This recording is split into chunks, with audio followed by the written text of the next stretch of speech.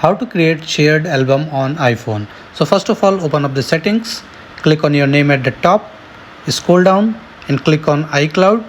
Now click on Photos app that you see.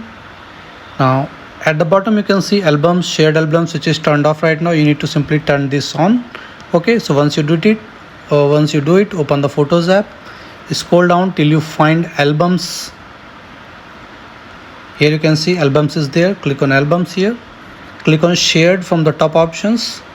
Now click on create at the top. Now you can see new shared album is coming. You need to add up photos. You can give a name.